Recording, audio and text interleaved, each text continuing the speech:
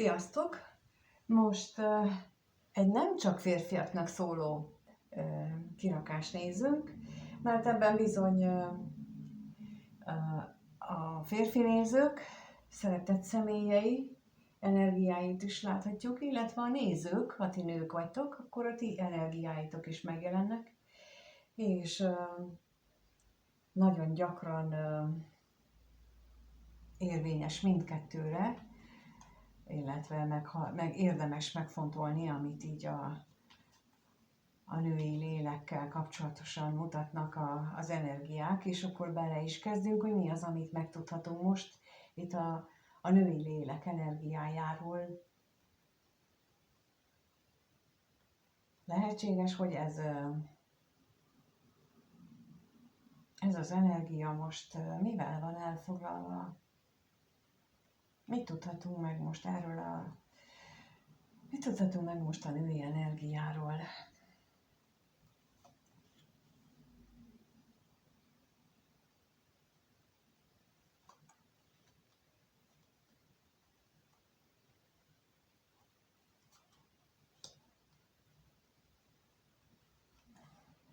Én úgy látom, hogy olyan, mintha bezárkóznál, vagy bezárkózna ez az energia, ez a női lélek, elzárkózna így a világtól, bár függetlenül attól, hogy ez nem feltétlenül jelenti azt, hogy egymagában él, de mégis valahol a belső világába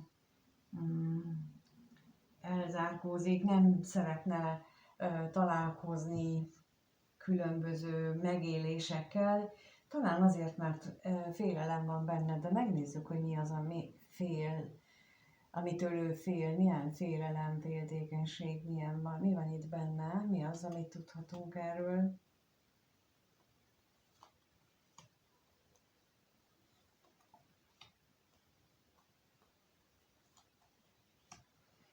Fél kimondani szavakat, kimondani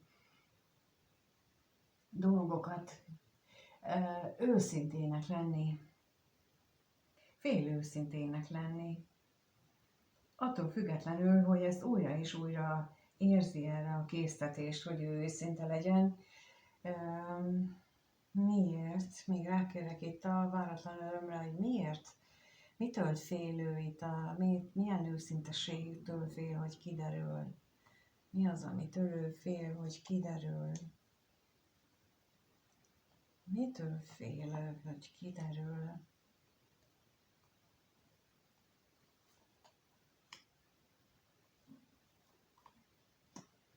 Egyes esetekben attól fél, hogy olyan,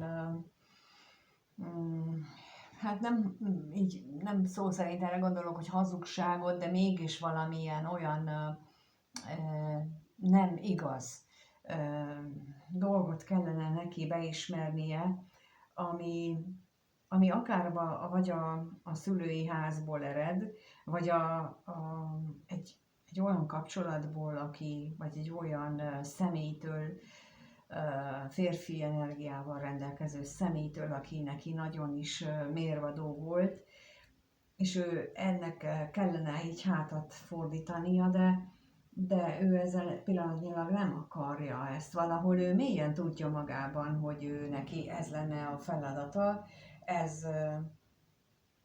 ezzel kellene szembenézni, és pontosan ezért húzódozik attól, hogy ő szembenézzen, hogy ezt hátrahagyja, hogy belenézzen saját tükörképébe is, és meglássa a valódi arcát. Na nézzük a betegséget, mit látna akkor, ha meglátná? Mit látna, ha meglátná ezt az arcot?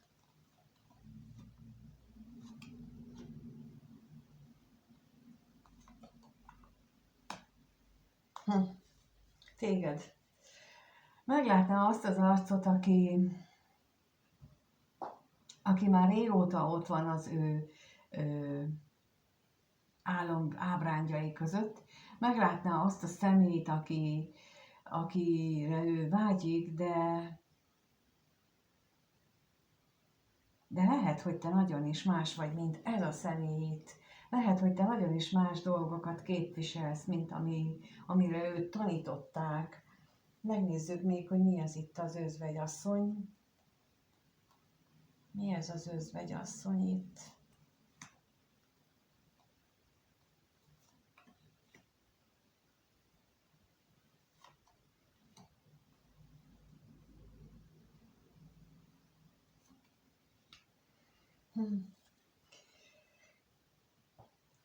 Lehetséges, hogy itt őt úgy nevelték, ahogy nekem is annak idején az anyósom azt mondta, hogy az asszonynak tűrni kell, úgyhogy csak tűrjél nyugodtan, szóval, hogy itt ha ezzel a évtizedeken áthallgatott szöveggel kell szembe mennie, és ezeket kellene neki itt hátrahagyni, amit látok, akkor ez bizony nagyon-nagyon nehéz, és ő nagyon nehéz pillanatokat él meg, függetlenül attól, hogy szinte belebetegszik abba, hogy mennyire szeretne végre az ő valódi vágyaihoz kapcsolódni, ahhoz csatlakozni, de ez egyelőre nem nagyon működik neki. Na megnézzük akkor egyébként, hogy akkor ez a női lélek, az a nézővel hogyan kapcsolódik az ő szeretett párjával, vagy az a társal, akire ő vágyik. Jó, akkor nem a nézővel, hanem ez a szeretett női, vagyis ez a női lélek hogyan kapcsolódik az ő szeretett, vagy hogyan gondol rá, hogyan gondol ez a női lélek az ő szeretett személyére, milyen gondolatai vannak vele kapcsolatban, mit gondol?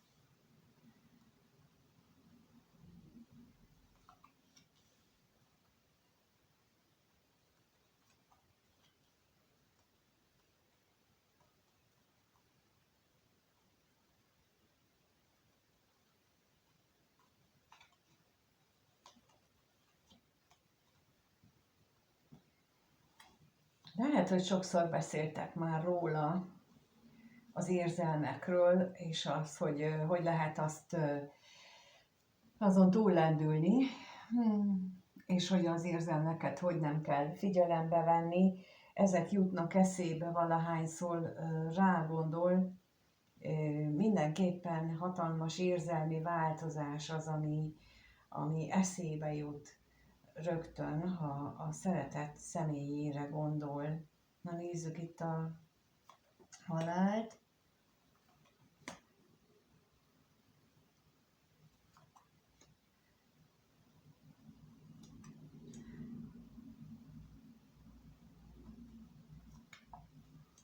Hát, hogy hátra kell hagyni a múltat. Azt jelenti itt az a nagy változás, hogy ahhoz, hogy a reményei teljesüljenek, amit ő gondolatban el tud képzelni, ahhoz ő neki teljesen hátra kell hagyni a múltbeli gondolatait, érzéseit, az ő hitvilágát. Ezt jelenti itt ez a halál. És a veszteségre kérnék szépen, hogy érzelmi veszteség mit jelent.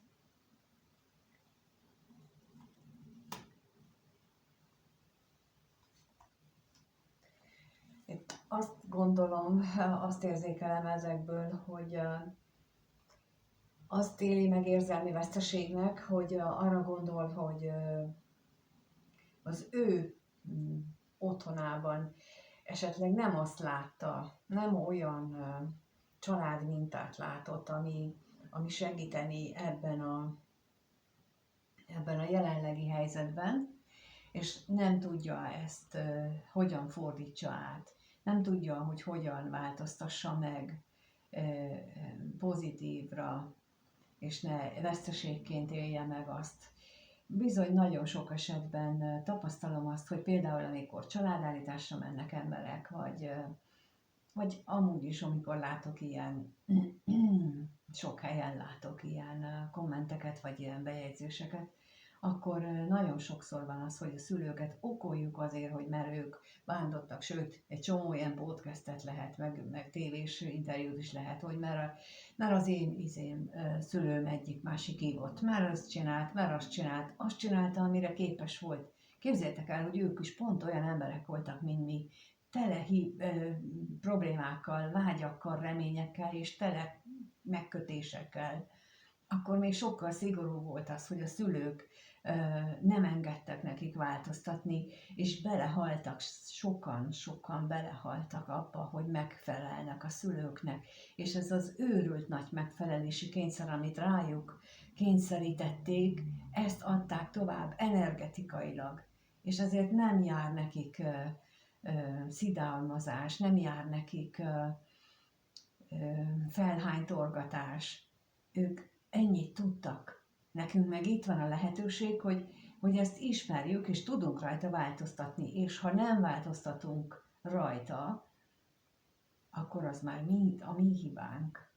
Akkor innentől kezdve már mi vagyunk érte egyedül felelősek. Ez a felelősségvállalás, ez a felnőtté válás, valódi felnőtté válás, és amíg nem találunk olyan társat magunknak, akire azt tudjuk mondani, és hogy ő egy felnőtt személyiség, akire fel tudunk nézni, az azért van, mert mi magunk nem nőttünk még fel. Csak ezt nagyon nehéz elismerni. Ezt nagyon nehéz elfogadni, hogy bennünk is van hiba. És még akkor is, hogyha úgy gondoljuk, hogy egyébként nagyon felelősségvállaló személyiség vagyunk, lehet az életünknek egy icinke-picinke kis szeglete, ahol meg nem, és az pont elég ahhoz, hogy még mindig olyan személy jöjjön, aki ilyen kisfiú vagy kislány módon viselkedik, és akivel nem lehet valódi felnőtt párkapcsolatot létrehozni. Ami nem azt jelenti, hogy ha összejövünk, akkor nem lehetne megváltoztatni, akkor is lehetne, csak nem tesszük. És akkor itt ő is ezt csinálja, hogy tudja ő, hogy ezen változtatni kellene, tudja, hiszen itt kijött, hogy milyen változásra lenne szükség, de hát, és akkor itt elkezdi sajnálni, hogy de hát az ősök meg ezt tanították, meg a szülők azt mondták, meg az ő hibájuk miatt, és akkor még mindig 8 éves vagyok, még mindig az anyukámat okolom. Ha már nem 8 éves vagyok, hanem mondjuk már elmúltam 20, akkor már nem okolhatok. Azt szokták mondani, hogy aki 24 éves kora fölött a szüleit okolja a hibáiért, akkor ott valami nagy baj van. Hát én ezzel egyet tudok érteni. Na de megnézzük, hogy akkor ez a női lélek, ez milyen érzésekkel van az szívének kedves személy iránt. Mit érez ez a női lélek a szívének kedves személy iránt, aki lehet akár a néző is? Mit érez?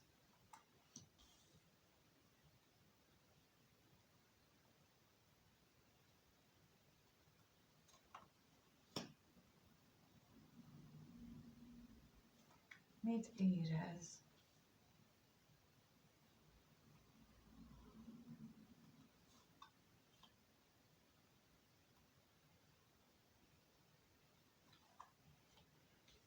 Hát nagyon mély lelki félelem van benne, tehát rettegés, inkább így mondom, amiatt, hogy a találkozásukról beszélni, lehetséges, hogy ez még csak így, vagy hogy mostanában csak így interneten keresztül történik ez a beszéd, ez a kommunikáció, de valójában nem meri kimondani a dolgokat. Na nézzük, mi az itt a látogatásra, kérek szépen, hogy ez mit jelent itt.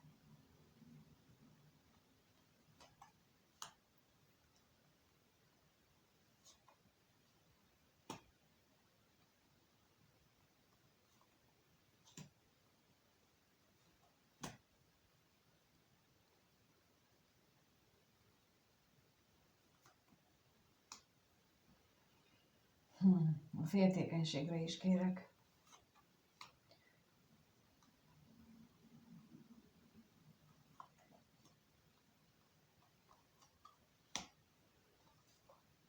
azért van bent ez a nagyon nagy félelem, ez a rettegés, mert olyan, hogy olyan érzése van itt a veled való találkozás, vagy hát az a kettejük között való találkozás, az érzés, olyan érzés kelt benne, hogy ez egy olyan megvalósíthatatlan nagy változást kíván tőle, és ez az, ami ezt az őrült nagy rettegést, félelmet kiváltja, pedig nagyon-nagyon szeretné, ez lenne az álmai ne továbbja, hogyha ez megvalósulna, és mégis ott van benne.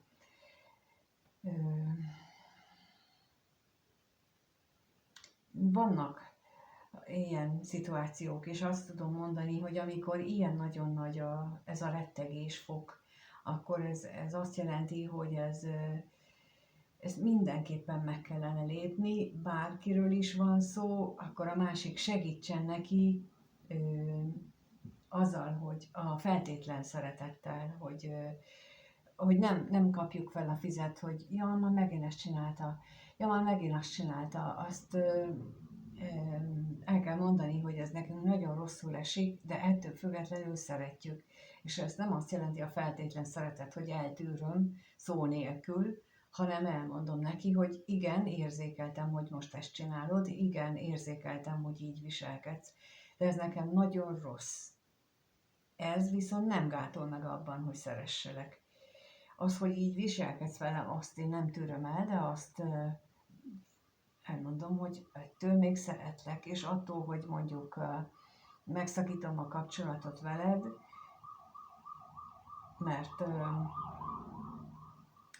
mert éppen nem úgy viselkedsz, az nem azt jelenti, hogy nem szeretlek. És itt ez a lényeg, hogy neki ezt meg kell tanulni, hogy a kettő nincsen összefüggésben, a szeretet és a viselkedés. És attól, hogy ahogyan viselkedek, attól én nem az vagyok. Ahogyan viselkedem, az csak a viselkedésünk. Na ez a lényege az egész problémának, illetve az, hogy az elménk az úgy működik, hogy a viselkedésünkkel azonosít bennünket, a másikat, és ezt kell külön választani, erre kell megtanítani az elmét, az egót, hogy a kettő nem ugyanaz, és a szeretet meg nem ahhoz kapcsolódik, hogy hogyan viselkedem, hanem az különálló is lehet, még akkor is, hogyha mondjuk a családi mintában nem ezt hozom, nem ezt mutatták a szülők, akkor is létezik ilyen, és ez az, amin változtatni lehet, illetve kell mindenkinek. Ez szerintem a mai élő népesség 2/3 biztos, hogy karmikus feladata, hogy megváltoztassa az ő belső érzéseit, és szembe menjen azzal, amit hozott, látott minta. Na, és akkor itt megnézzük, hogy akkor mire lehet számítani ettől a női lélektől a következő 1-2 hétben. Lássuk, hogy mi az, mire lehet tőle számítani. Mire lehet tőle számítani? Mi az,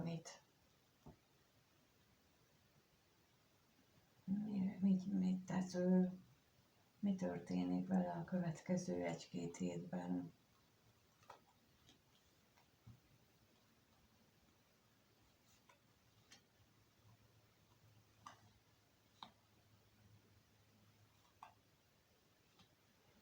No, hát bár a szokásainak a megváltoztatásával nem nagyon szeretne foglalkozni, illetve azt nem nagyon szeretné megváltoztatni, mégis úgy tűnik, hogy az érzések talán ráveszik őt arra, a benne lévő érzelmek ráveszik arra, hogy azért ezzel mégiscsak foglalkozni kellene. Megnézzük még itt a bírót.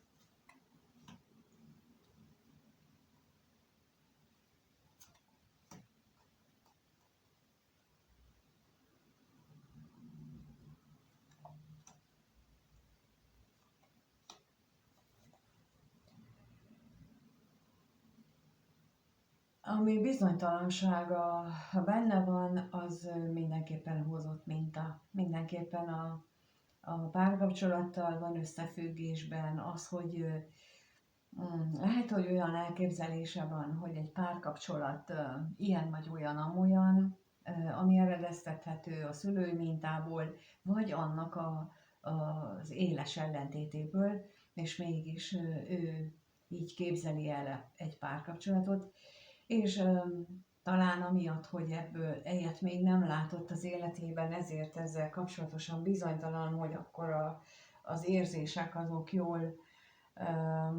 jól is alakulhatnak. Na még itt a váratlan örömre kérek szépen.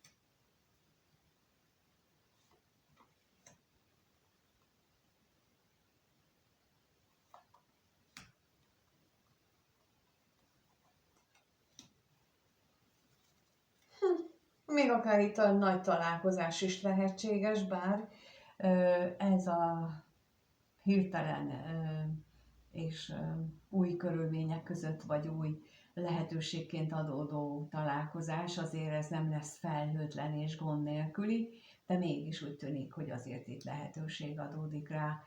És én azt gondolom, hogy érdemes ezzel foglalkozni, és hogyha úgy gondoljátok, akkor szívesen állok a rendelkezésetekre, a leírásban megtaláljátok az elérhetőséget, és tudunk beszélni arról is, hogy mit lehet itt tenni, hogyha ilyen nehézségekkel küzdötök, mi az, amit én látok és tapasztalok, úgyhogy ezt át tudjuk beszélni.